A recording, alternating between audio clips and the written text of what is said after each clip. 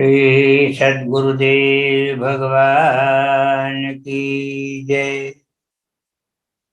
श्री रामचंद्र भगवान की जय।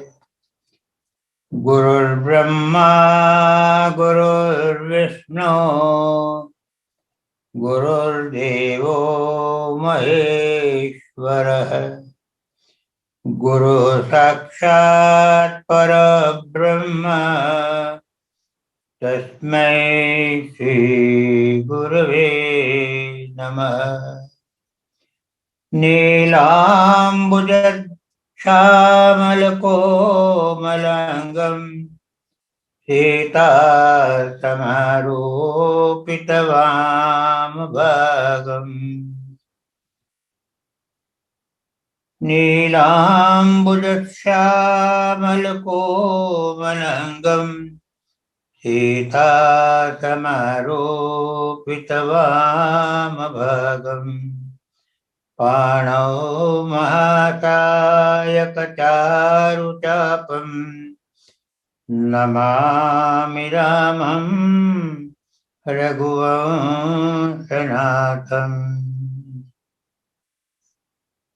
आज का विषय जिस पर गुरुदेव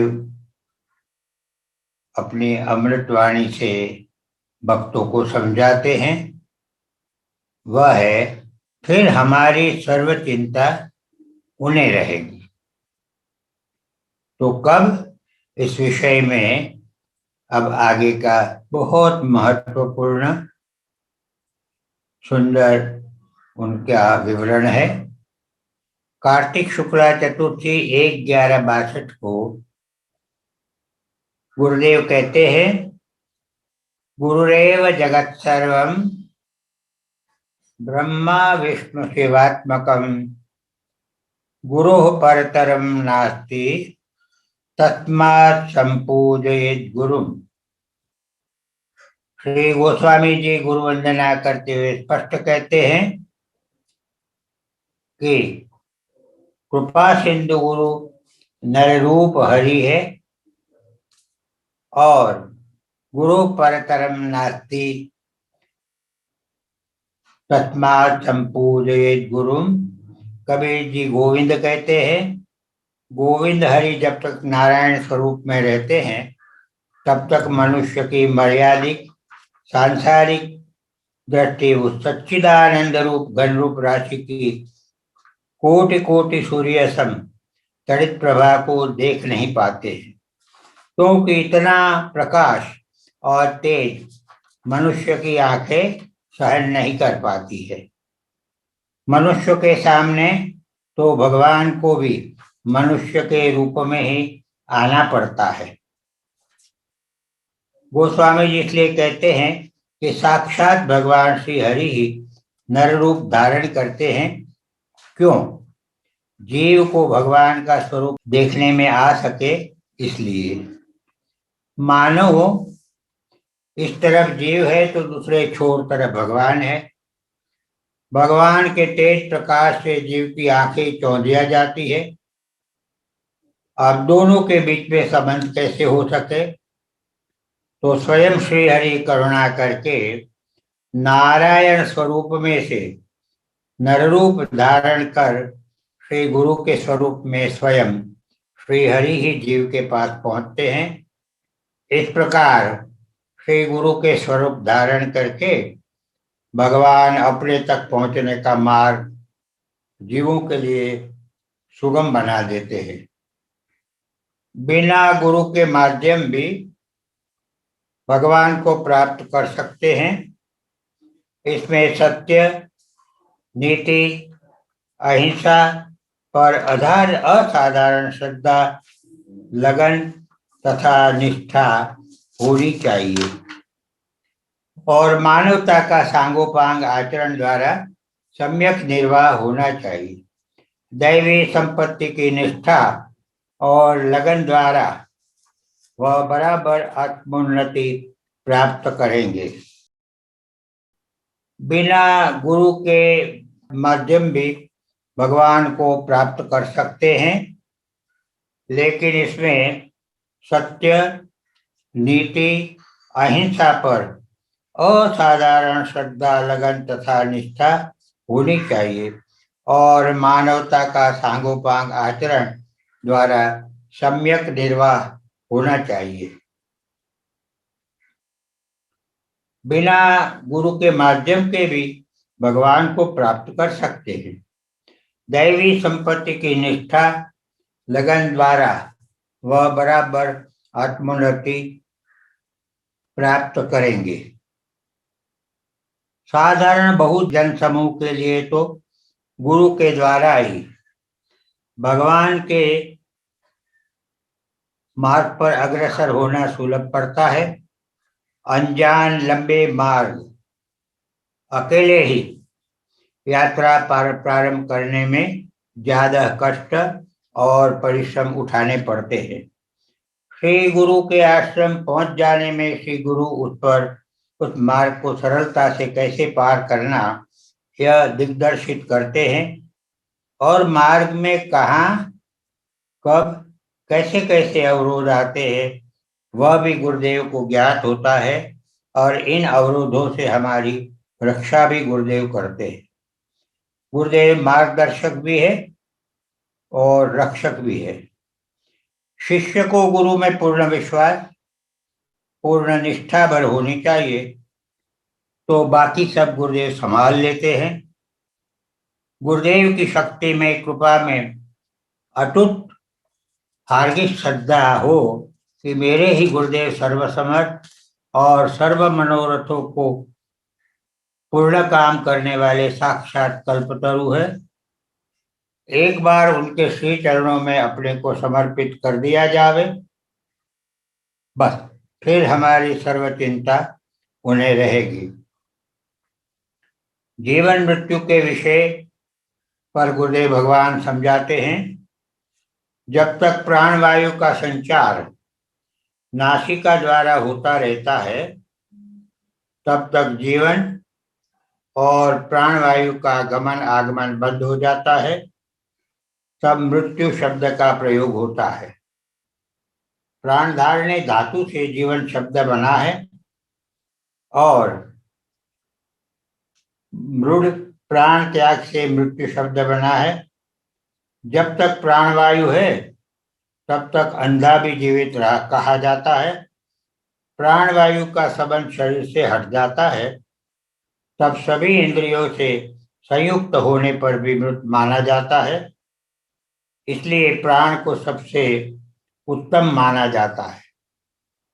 तो क्या प्राण रहे तब जीवन और प्राण न रहे तब मृत्यु? बस इतना ही सत्य या तथ्य है, या जीवन में जीवन मरण व्यापदेश में अभाव में अन्य भी कोई तथ्य है? इस प्रश्न को लेकर नास्तिक और आस्तिकवाद दो वाद चले हैं।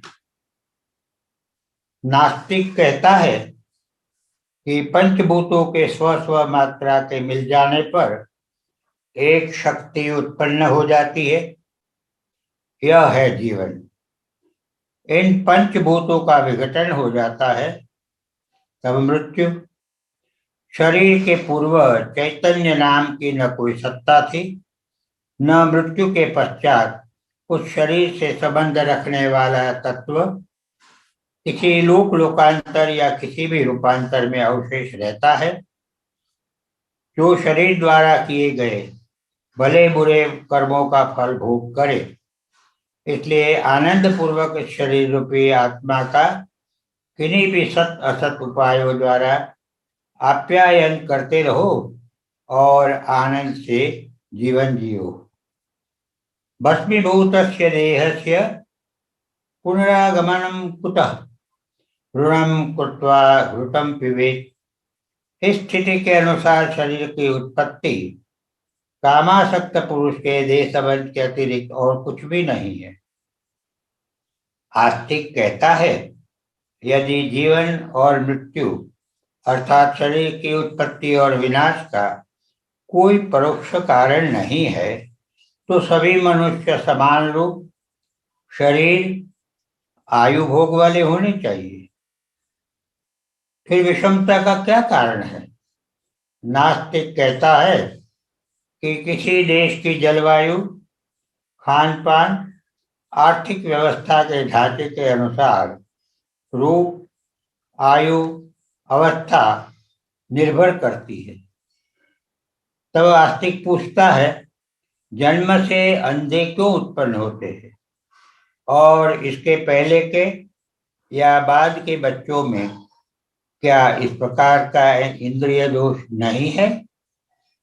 तात्पर्य कि यह अवश्य मानना होगा कि हमारे जीवन मृत्यु के साथ न केवल प्राण का संसर्ग है, अपितु और भी कई इस प्रकार के तत्व अवश्य है जो प्राण के सहचारी या अनुगामी है।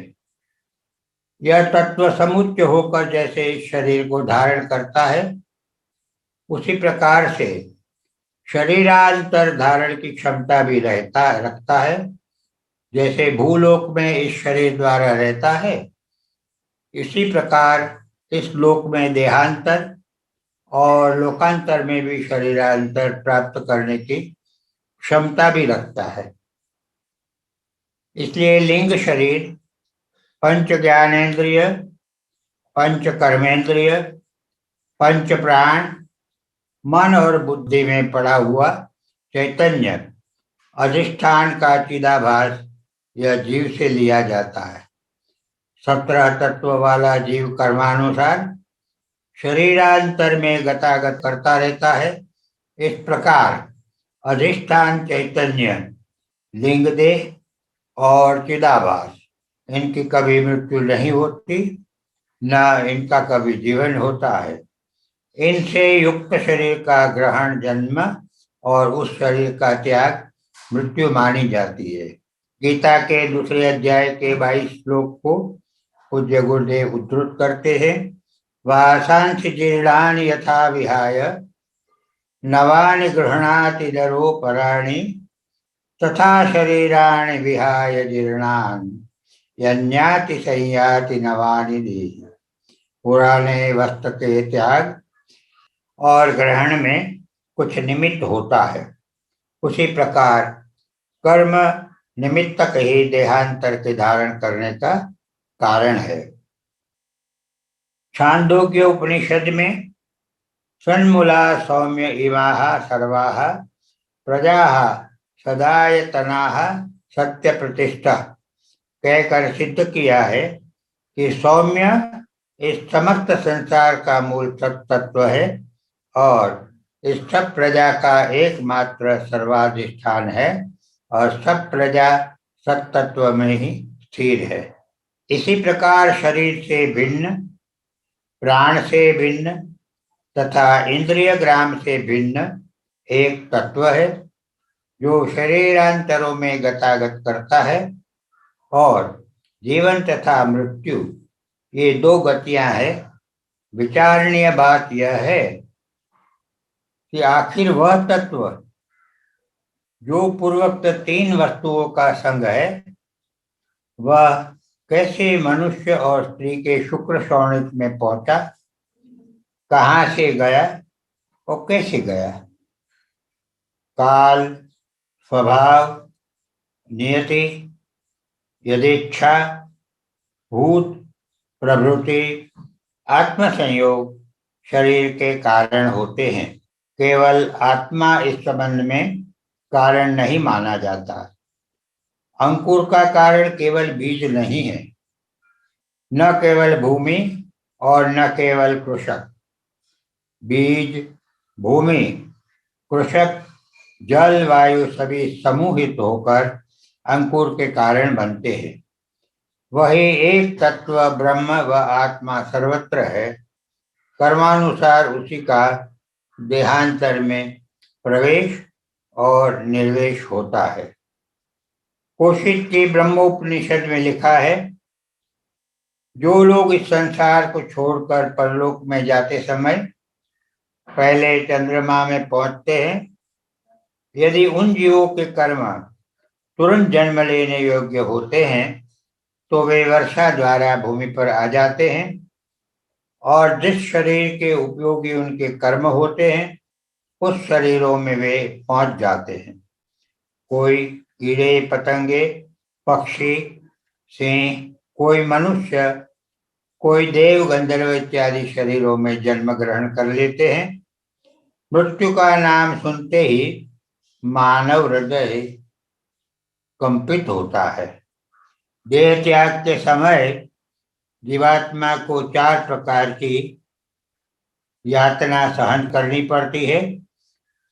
विश्लेष दुख, मोहज दुख, अनुताप अनुताप दुख और आगामी दृश्य दर्शन दुख। अहंता ममता से सूक्ष्म शरीर भी स्थूल शरीर से एक रूपता रखने वाला हो जाता है। जब स्थूल से उसे अलग होना पड़ता है तब असह्य वेदना का अनुभव करना पड़ता। अलग होने के पश्चात स्थूल का भार भी उसे अकेले पर आ जाता है। इससे भी पीड़ा बढ़ जाती है। यह है विश्लेषण दुख। फिर मरणोन्मुख प्राणी के पास चारों ओर कुटुंबीजन घेरे रहते हैं। तब मोह उसे संतप्त करता रहता है कि हाय, मैं जिनसे पल भर भी पृथक होना नहीं चाहता था, उन्हें छोड़ने के लिए विवश हूं। इसी को मोहज दुख कहा है। मैंने पाप ही पाप किए। भगवत भजन, साधु सेवा, दान, परमार्थ, सत्कर्म आदि पुण्य कार्य नहीं किए। ऐसा अनुताप असह्य वेदना देता है। इसी का नाम अनुताप दुख है।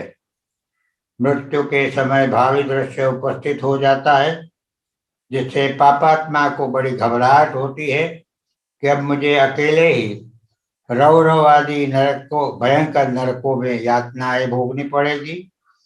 कोई कुटुंबी जन उसमें साथ नहीं देगा। यमदूतों को देखकर सुदर्शन का हृदय भयभीत हो जाता है। भय के कारण शैया में ही मलमूत्र का त्याग तक हो जाता है। इसी को आगामी दृश्य दर्शन दुख कहा है।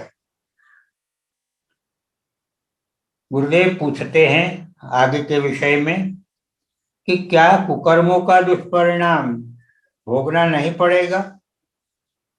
इस पर आगे गुरुदेव कहते हैं, मृत्यु के समय मनुष्य की कैसी कितनी असहाय दशा हो जाती है, देखा है न। तो क्यों भूले हुए हो? क्या यह मृत्यु मेरे से, आपसे या किसी से भी दूर रहने वाली है? सोचो तो। तब साथ में क्या आएगा? घर, जमीन, पत्नी, पुत्र, परिवार, धन संपत्ति इत्यादि के लिए जीवन भर कितने अन्याय अनिष्ट कार्य किए और अपने धर्म कर्तव्य या लोक परलोक की भी परवाह नहीं करते हो। कितनों का हक मार रहे हो। कितनों को बिना कारण अन्याय अनीति के द्वारा असह्य पीड़ा उद्वेग पहुंचाते रहे हो। तो क्या आखिर समय पर या मृत्यु के बाद के जीवन में इन कुकर्मों का दुष्परिणाम नहीं भोगना पड़ेगा? यदि ऐसा नहीं समझ रहे हो तो यह भूल है। सत्कर्म या दुष्कर्म के परिणामों को भोगे बिना किसी का छुटका नहीं है। जीवन क्या है? भूतकाल था, वही वर्तमान काल है आज तुम्हारा।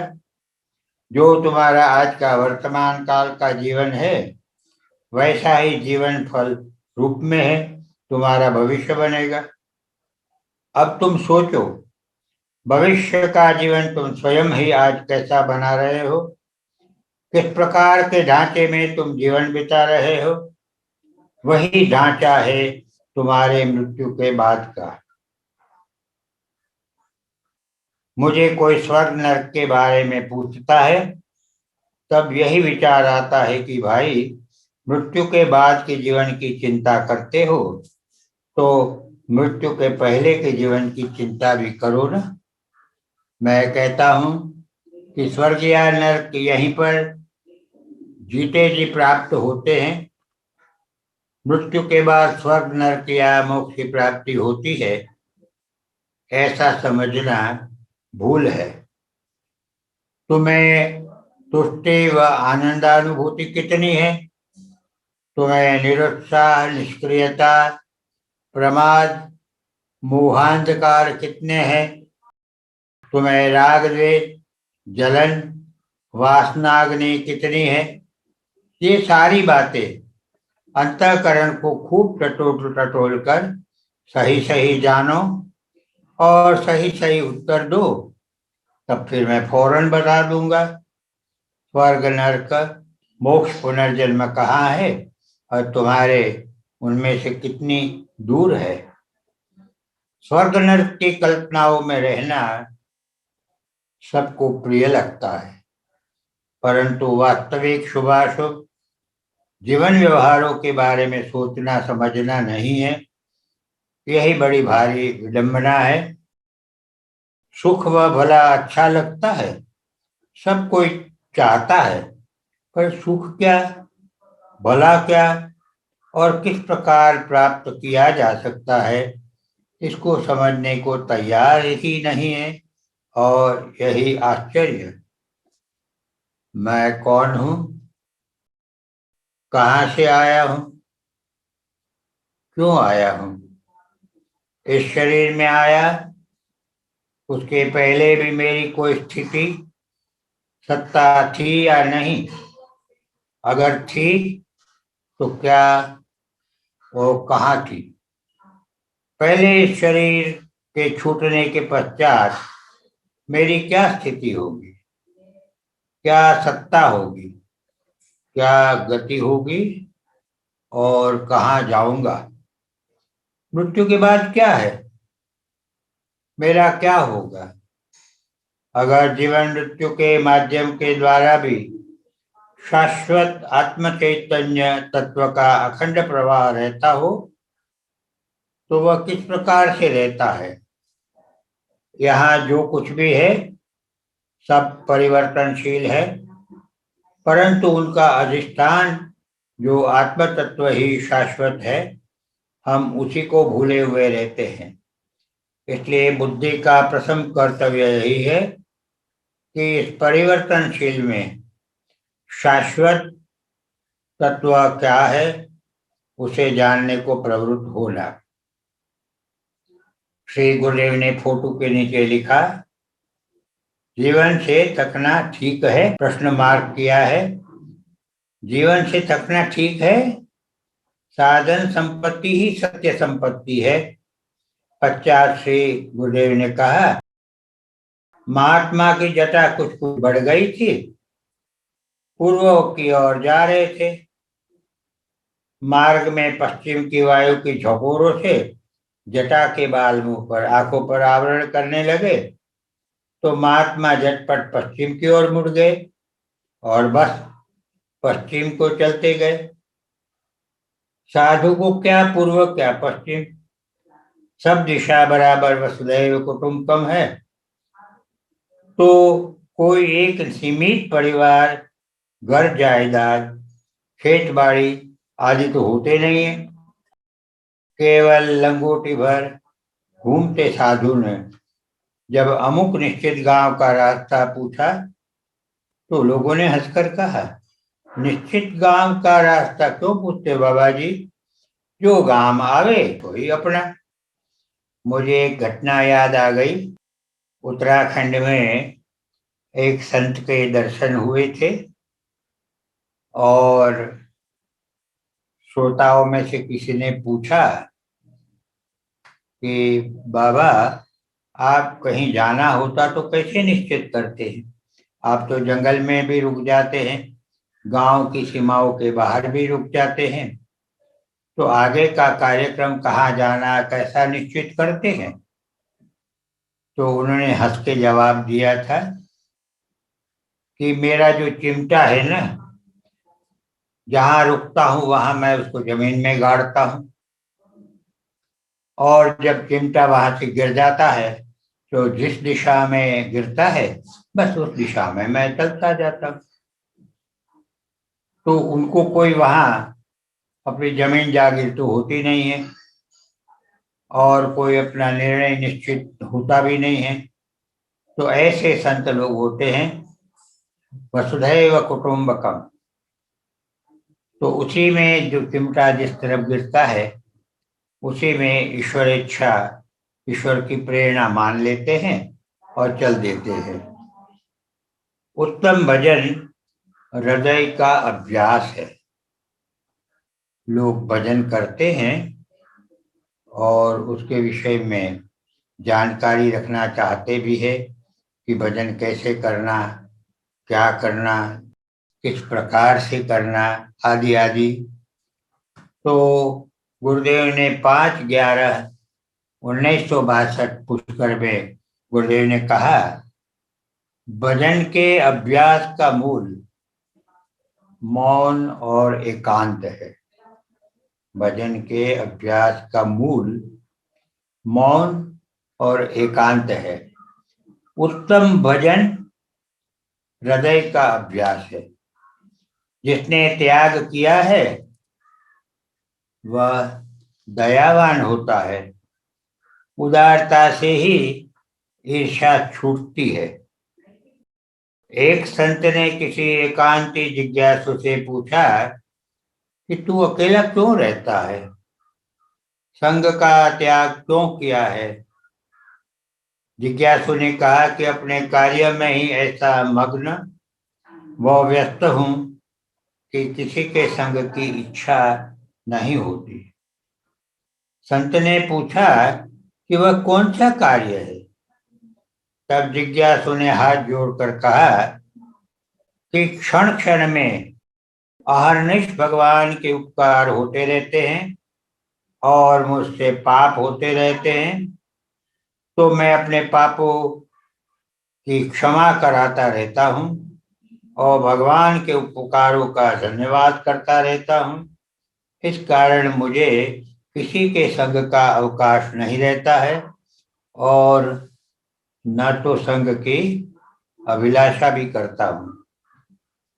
आज मैं सबका स्वागत करता हूँ, पूछता हूँ कि क्या हाल है, कैसा चलता है।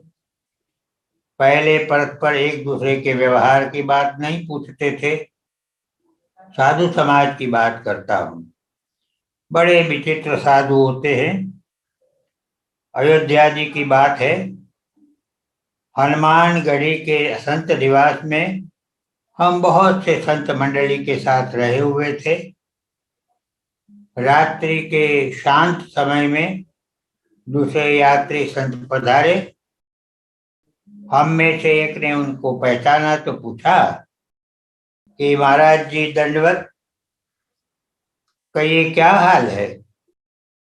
तब उन्होंने कहा कि जिसको प्राप्त करके सुख प्राप्त होता है उसको प्राप्त करना मेरे हाथ में नहीं है, और कर्मों के करके दुख प्राप्त होता है उनको निवृत्त करना भी मुझसे नहीं हो सकता।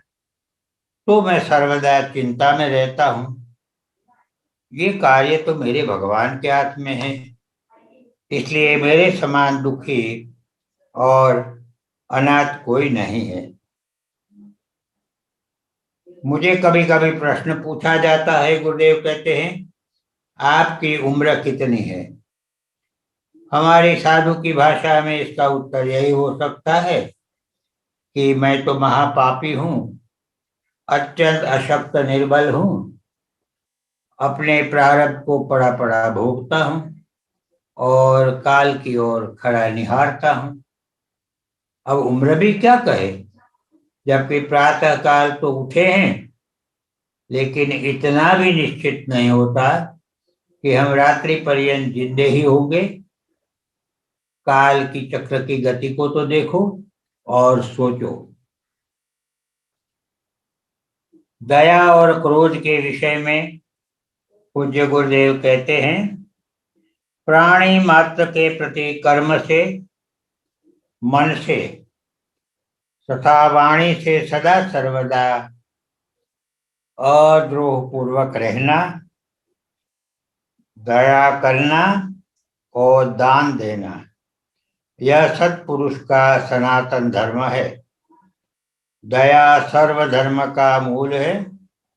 जिसमें दया नहीं होती है उसमें सर्व प्रकार की न्यूनता होती है। इसलिए दया बिना का मानव मानव नहीं है, अपितु दानव है। दया धर्म का मूल है। पाप मूल अभिमान, तुलसी दया न छाड़िए, जब लग घट में प्राण। तुलसी हाय गरीब की, कभू न खाली जाए, मुए ढोर के चाम से, लोह भस्म हो जाए। क्रोध, जिसके हृदय में दया नहीं होती उसको क्रोध ज्यादा होता है। क्रोधी के अंतःकरण में अच्छे शुभ विचार के बदले बुरे अशुभ विचार रहते हैं। किसी के ऊपर क्रोध क्यों करते हो?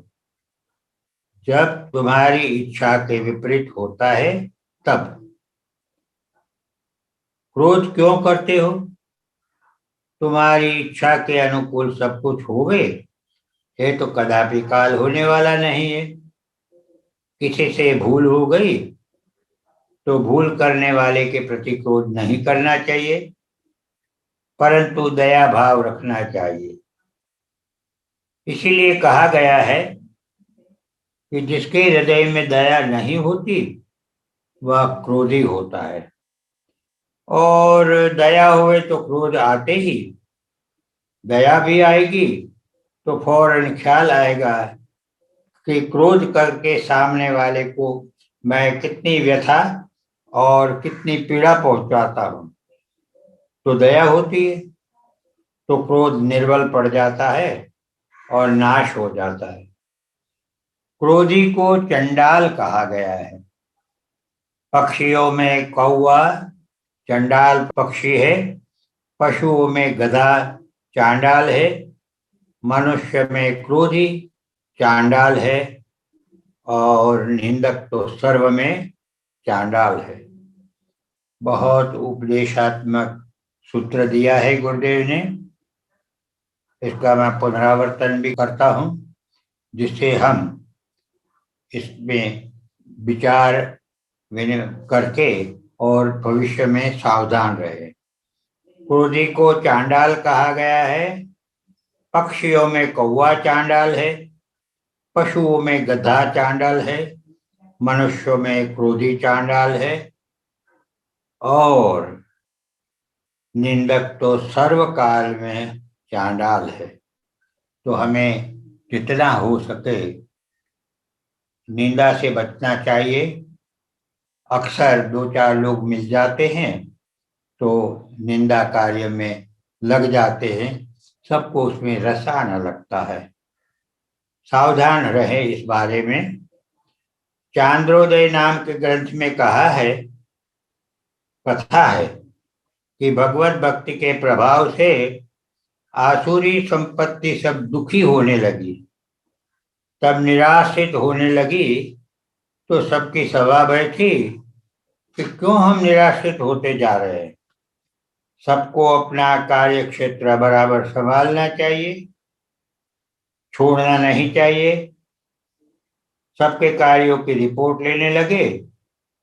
जब क्रोध की बारी आई तो क्रोध ने अपनी रिपोर्ट देते हुए कहा कि अंधे करोमि भुवनम बधिरे करोमि धीरम, सचेतन मचेतन नता नयामि।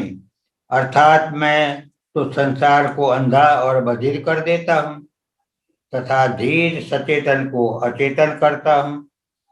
क्रोधी अपने को देखता नहीं है और अपना हित भी देखता नहीं है। क्रोध से वैशून्य अर्थात एक की बात दूसरे को करने का दुर्गुण आता है। साहस अर्थात बिना विचार की चाहे वैसी क्रिया करना, यह भी क्रोध का दुर्गुण है। द्रोह अर्थात कपट छल से दूसरे की हानि करना, हिंसा करना, यह क्रोध का तीसरा दुर्गुण है। चौथा अवगुण है ईर्ष्या। दूसरों के सद्गुण और विकास सहन न होना और इसलिए दूसरे के दोष दिखाते रहना, प्रकट करते रहना, नहीं होवे तो मिथ्या दोष लगाते रहना, असूया यानी निंदा। क्रोध वृत्ति में वैर होती रहती है, इसलिए निंदा क्रोध का ही अवगुण है। अर्थ दूषण भी क्रोध का अवगुण है। अर्थ दूषण अर्थात पराई संपत्ति का हरण करना, गालियां बोलना, यह तो क्रोध का साक्षात मूर्तिमान अवगुण है। क्यों कि गालियां बोलते समय मुख पर क्रोध मूर्तिमान रहत होता है, होठ फड़फड़ने लगते हैं, भौं है तिरछी होकर फड़फड़ने लगती है, नाक कपोल तक क्रोध के बारे लाल लाल होकर फड़फड़ने लगते हैं और गालियों का धारा प्रवाह जोश में बहता है। गालियों से आते क्रोध का साक्षात्कार फिर पारुष्य में होता है, अर्थात क्रोधावेश में दूसरे को पीटने को दौड़ना, पीटने लगना। इतने 8 अवगुण क्रोध में से उत्पन्न होते हैं। क्रोध के कारण परिस्थिति होने पर भी क्रोध नहीं करना, अथवा कोई हमारी निंदा करता है या कोई हमको मारने को आता है, ऐसे समय पर भी जो शांत रहे उसको ही अक्रोध कहा जाता है। जो मनुष्य काम के और क्रोध के वेग को उनके उत्पन्न होते ही अपने शरीर की मृत्यु पर्यंत काबू में रखने में शक्तिमान है, वही योगी है और सुखी है, ऐसा गीता जी में कहा है। शक्नोति है यह सोढ़ुम प्राक शरीर विमोक्षणात् काम क्रोधात् भवम वेगम स युक्त स सुखी नरा। और भी कहा है, दुखेष्वनुद्विग्न मनाः सुखेषु विगत स्पृह वीतराग भय क्रोध स्थितधिर मुनि रुच्यते। अर्थात दुख के समय में जिसका हृदय उद्वेग रहित है, सुखों में इच्छा रहित होता है, तथा जो राग भय और क्रोध से रहित है, वह मुनि स्थिर बुद्धि है। आसुरी स्वभाववश कोई किसी को गाली देता है तो उसको प्रत्युत्तर में गाली दी जाती है। सामने की व्यक्ति तामस प्रधान प्रकृति की होगी तो गाली के प्रत्युत्तर में गाली देने वाले को थप्पड़ मार देगा। गाली के बदले थप्पड़ पड़ने पर झगड़ा का रूप तो बढ़ेगा ही। इससे ऊंची कोटि का व्यक्ति होगी तो वह सामने प्रत्युत्तर में गाली नहीं देकर उस समय तो गाली सहन कर लेती है, परंतु मन में द्वेष रखकर उसका अनिष्ट चाहती है। इससे भी ऊंची कोटि की व्यक्ति होगी तो वह गाली सहन कर लेती है, मन में भी कोई द्वेष नहीं रखती है, लेकिन ऐसे आसुरी स्वभाव वाले और गाली बोलने वालों का संसर्ग फिर नहीं करती है। इससे भी ऊंची कोटि की व्यक्ति होगी तो वह गाली बोलने वाले, अपकार करने वाले के प्रति राग द्वेष नहीं रखती है। जो भी दुख कष्ट देते हैं वह सब कुछ सहन करती है और दैववशात गाली बोलने वाले कोई मुश्किलें में फंसता है तब उसके अपकार के बदले में उपकार करके उसको बचाकर सुख देती है। अब ये हमें निर्णय करना है कि हमें किस कोटि में रहना है। सत्पुरुष का, सज्जन का यही लक्षण है कि जिसके भी संपर्क में समागम में आते हैं तब उसको जो सद्गुण है उसी के ऊपर लक्ष्य देकर उसी को ग्रहण करते हैं और अवगुण के प्रति दुर्लक्ष्य करते हैं। इसी को हंस वृत्ति कही है। उपकार करने वालों के साथ तो सब कोई भलाई से रहते हैं, तो उसमें कोई विशेषता, साधुता या अच्छापन नहीं है, लेकिन अपकार करने वाले के साथ भी भलाई कर दे, अर्थात भली प्रकार से बोले, रहे, इत्यादि भलाई से रहे, वह साधु अर्थात सज्जन है। 7/11/62 श्री गुरुदेव श्रद्धा के विषय में कह रहे हैं। श्रद्धा श्री गुरुदेव में, गुरुदेव के श्रद्धा से ही साधन मार्ग में आगे बढ़ना संभव है। सदगुरु में दृढ़ श्रद्धा रखो। सदगुरु की शक्ति सामर्थ्य में और दिव्यता में श्रद्धा रखो। सदगुरु लक्ष्य तक जरूर पहुंचाएंगे ही, कल्याण कराएंगे ही। ऐसी खूब विश्वास और ज्ञान युक्त श्रद्धा रखो। सदगुरु के आश्रम में आ जाने पर मेरा कल्याण निश्चित है, ऐसी दृढ़ निष्ठा रखो। सदगुरु के आदेशों का पालन इस दृढ़ निष्ठा से करो। श्रद्धा है, निष्ठा है, ऐसा कहते हो, परंतु कहने भर से क्या हो जाता है? श्रद्धा विश्वास है तो आज्ञा का पालन सत्य निष्ठा से क्यों नहीं करते हो? आदेशों का अनुसरण करते नहीं। ऐसी पूरी श्रद्धा निष्ठा को मैं चतुरता समझता हूं। इसका आशय यह नहीं समझ लेना कि प्रश्न या शंका का भी मैं विरोधी हूं। प्रश्नों के उत्तर, शंकाओं के समाधान तो अवश्य प्राप्त कर लेना ही चाहिए, तभी मन शांत भाव को प्राप्त करता जाता है। परंतु एक बात अवश्य ध्यान में रखनी चाहिए कि प्रश्न और शंकाओं में भी तर्क की मर्यादा हो। केवल वाणी विलास या विद्वता पूर्ण वाद विवाद करते रहने वालों की बुद्धि भ्रमित हो जाती है। विद्वता या वाणी विलास की ओर ले जाने वाली बुद्धि महान विघ्न है, जो लक्ष्य भ्रष्ट करा देती है। पुष्कर में 10/11/62 श्री गुरुदेव ने बताया, कार्तिक शुक्ल एकादशी से पूर्णिमा तक का बड़ा भारी मेला पुष्कर राज में हर साल भरता है। 2-3 लाख मनुष्य, यात्री और हजारों पशुओं की चहल पहल इन दिनों में होती है। श्री गुरुदेव ने अपनी एक बाल स्मृति कही। मेरे 2 बड़े भाइयों के साथ मैं बाल्यकाल में पास में नाचन गांव में पढ़ने को जाता था। मैं 6 साल का था, तब से हट करके पढ़ने को जाता था। बड़े भाई की शादी हो गई थी। बहन की शादी पूना के चंद्रशेखर कड़ाकों के साथ हुई थी। प्रपिता ग्वालियर राज के राज्य पुरोहित थे। वहां शोपुर गांव में 18,000 रुपए की जागीर थी, अब भी होगी। मैंने गृह त्याग किया।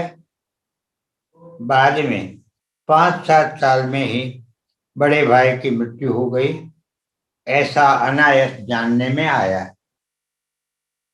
एक बार भाभी की इच्छा हुई मेले में घूमने को जाने की। आई ने कहा कि मेले में जो लोगों की भीड़ में धक्का मुक्की के अतिरिक्त क्या है? इतनी भीड़ में परेशान हो जाओगे। लेकिन भाभी की इच्छा अति प्रबल हो जाने पर दादा को, यानी कि बड़े भाई को निश्चय करना पड़ा कि चलो भाई, मेले में ही ले चलो। दादा ने मजरे दोनों भाई को और मुझे भी साथ चलने को कहा और एक स्कीम आयोजन तीनों भाई ने आपस में समझ ली। भाभी तैयार हुई और घर से निकलते समय तीनों भाई भाभी के अगल बगल रहे। स्कीम के अनुसार भाभी को दादा ने जरा सा धक्का दिया तो भाभी मझले भाई के साथ टकराई। तब मझले भाई ने वापसी में जरा सा धक्का दिया तो भाभी दादा से टकराई। इस प्रकार भाभी भाइयों के बीच में धक्का खाती रही। तब आखिर भाभी ने कहा, यह क्या कर रहे हो? दाना ने हंसकर कहा, तुम्हें मेले में घुमा रहे हैं, मेले में परायों से धक्के भोगोगी। इससे तो अच्छा ही है कि हम ही लोग मेले की सैर करा देवे। भाभी की समझ में बात आ गई। मेले में घूमने की जाने की बात छोड़ दी और फिर कभी नहीं भूली। सन 1810 में अंसुया जी में और 1891 या 1892 में चित्रकूट आया था। रानी विक्टोरिया ने ईस्ट इंडिया कंपनी से राजवैवत संभाला, तब मैं अंसुया जी में था। कई बार पैदल ही भारत भ्रमण कर चुका हूँ। कश्मीर, हिमालय का कोने कोना जानता हूँ, घुमा हूँ। बर्मा, तिब्बत, नेपाल, सिलोन का भ्रमण किया है और वहां रहा भी हूँ। माँ के वात्सल्य को तो देखो, पूरी रामकुटी खाली हो गई, सब उठ चले गए। माँ मेरे आराम के खुद हेतु खुद कटुता मोल ले रही है। एक पुराना कविता याद आ गया। श्री कृष्ण अकेले गोवर्धन धारण कर रहे थे। देखकर जसोदा माँ तनक उठी, करे वाह, मेरे ही पुत्र पर सारा भार। क्या मेरा पुत्र मांग के लाके लाया गया है? सबका स्वार्थ समाया है तो सबको सहयोग करना चाहिए। तो उस कवि को गुरुदेव ने गाकर बोला, सभी के गोधन है, सभी के ग्वाल बाल, सभी को पर्याय दानन की भीड़ है। सभी पे बरसत है गोराधार में यह, सभी की छाती छेद भारत समीर है। मेरे ही अनोखो यह बेटो है कि मांगी अन्यो, बोझिल पहाड़ तरे कोमल शरीर है। गिरी बांके करते घरी किनलेय को, सब ही अहिर पैन काहू ही पीर है। आगे अवधूत के विषय में गुरुदेव बता रहे हैं कि अवधूत कौन। 20/11/62 की घटना है। श्री गुरुदेव बता रहे हैं, श्री शिव जी की प्रार्थना करें कि हमें अशुभ कर्मों से निवृत्त होने में सहायक बनो, बल दो। श्री राम जी की प्रार्थना करें कि हमें शुभ कर्मों में प्रवृत्त होने की प्रेरणा व सामर्थ्य कृपा करके दे, ताकि आपके समान उच्च गुणों को आदान करते करते हम जीवन यापन करें, आपकी बताई हुई शैली का जीवन हम बनाए। शुभ कर्मों की प्रवृत्ति अर्थात शुद्ध व्यवहार युक्त जीवन बनाने के लिए पुष्करवास श्रेष्ठ है, परंतु दुष्कर। पुष्कर में रहना यानी तपश्चर्या, साधन सुविधा कम। पत्रमा ही जोली गही राखै, योगी भिक्षा मांगन जाई। पात्रमा ही जोली गही राखै, योगी भिक्षा मांगन जाई। जागे जगत सोवही गोरख, ऐसा शब्द सुनावे आई। भिक्षा फिरे बहुत गुरु ताकू, सो यह भिक्षा चेले खाई। सुंदर योगी युग युग जीवे, ता अवलुट की दूर बलाई। सुंदरदास जी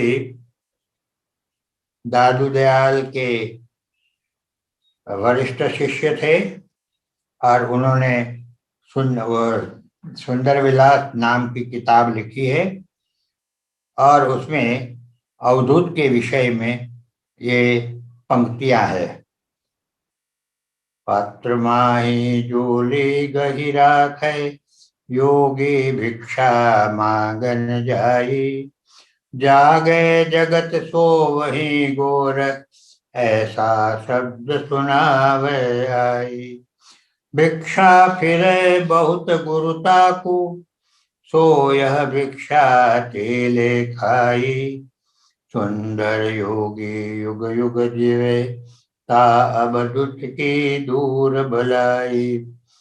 चित्त वृत्ति निरोध की सामर्थ्य वाला योगी अंतःकरण के पात्र में वृत्ति झोली पकड़कर निजानंद की भिक्षा मांगने जाता है।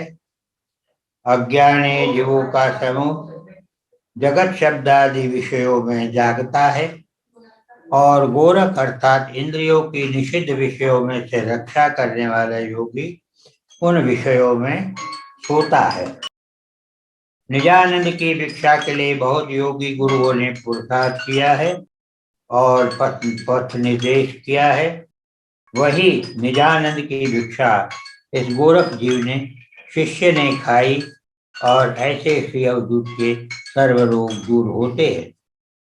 हरिभाई को शांत बैठ देखकर श्री गुरुदेव ने कहा, हरिभाई शांत कौन?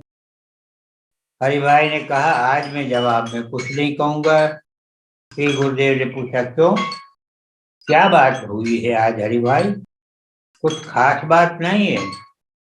माँ कहती है तुम तो अपना विज्ञान बोलने लगते हो। श्री गुरुदेव को हंसने के पश्चात, अच्छा तो यह बात हुई है ना, परंतु यह तो ठीक नहीं रही, कारण कि आपसे बात करने पर और आपकी बात सुनने पर मन आह्लाद से भर जाता है। माँ, आप हमारे दोनों के बीच में इस प्रकार रुकावट नहीं करो, मेरी माँ हो ना।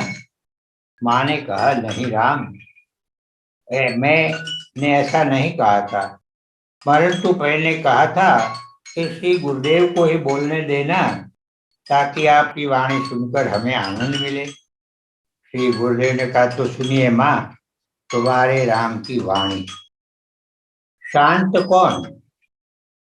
श्रुत्वा श्रुत्वा व दृष्ट्वा भुक्त्या द्रावत शुभाशुभम न रक्षते न गलाय ग्लायति सशांत इति कथयते।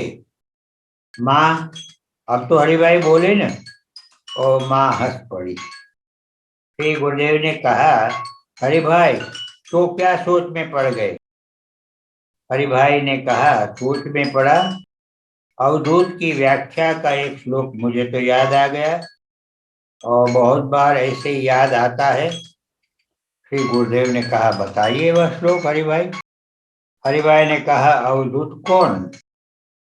तो श्लोक कहता है, मौने मौनी गुणिनी गुणवान पंडिते पंडित तो दीने दीन सुखिने सुखवान भोगिनः प्राप्त भोगः।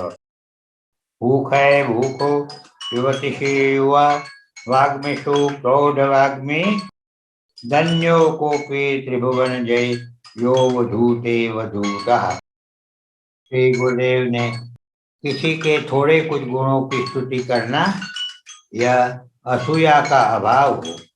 यह तो आपको मेरे प्रति मोह ममत्व, आपसे ऐसा भाव व्यक्त हो रहा हो। हरिभाई ने कहा, आपने कहा वैसा और श्लोक याद आया, सुनिए। बाले बालः विदुषे विबुधा गायने गायने शूरे शूरा निगम विधि चामनाय लीला गृहाणि सिद्धे सिद्धा मुनिषु मुनय सत्सु संतो बहांता प्रौढ़े प्रौढ़ा किमिति वचसा तादृश तादृश तादृशे।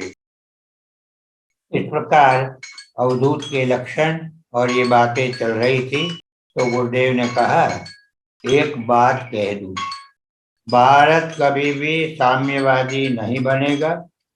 दूसरी बात कहता हूँ, कभी हाल में 15-20 दिन के लिए सब अपने अपने रुपये पैसे अपने पास ही रख ला।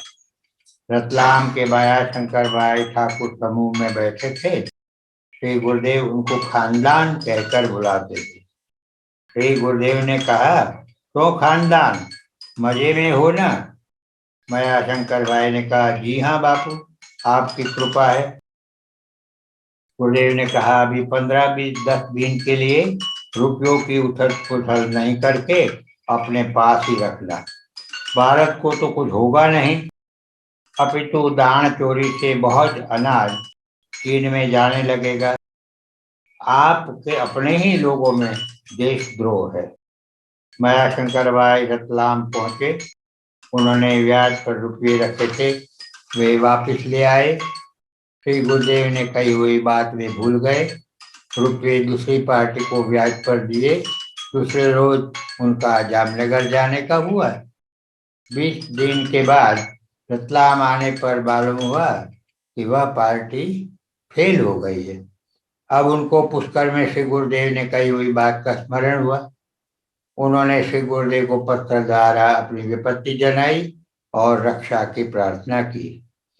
श्री गुरुदेव ने जवाब में लिखा, चिंता मत करो, 6-8 साल में थोड़ी थोड़ी रकम मिलती रहेगी और थोड़ा शायद रह जाएगा। मायाशंकर भाई को पूरी रकम अभी तक नहीं मिली है, 1000-1200 बाकी रह गए हैं। अब समय की मर्यादा के कारण यहाँ हम गुरुदेव की अमृतवाणी के पठन से विश्राम लेते हैं और कल फिर जो भारत के पर चीन का आक्रमण हुआ 22/11/62 की, गुरुदेव सर्वज्ञ थे, सारी बातें जानते थे, लेकिन ईश्वर के संकल्प के अनुसार बोलते नहीं थे और शांत रहते थे। सर्वसमर्थ होने पर भी जो होता था उसे होने देते थे और कहीं अति हो तो उसकी रक्षा भी करते थे। तो आगे का पाठ हम कल करेंगे। श्री सद्गुरुदेव भगवान की जय।